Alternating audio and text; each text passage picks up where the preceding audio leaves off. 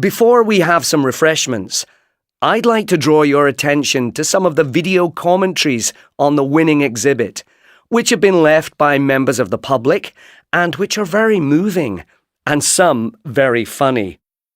I particularly liked seeing the recording of the reaction of several people when they talked about an early wooden framed TV from their childhood.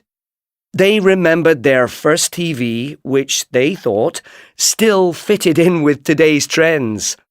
They remembered how they would sometimes all go round to someone's house to watch TV as a special treat.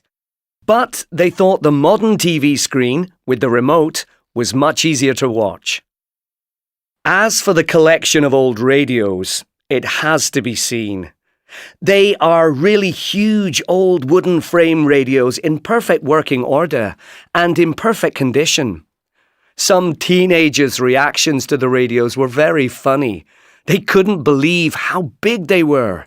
And the older visitors, all of whom used to have one, said they liked them.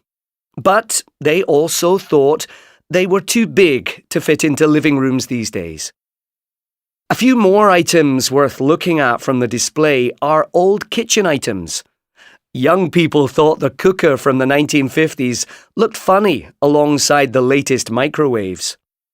Nearly all interviewees who were aged 65 and over used microwave ovens, which they thought were much handier.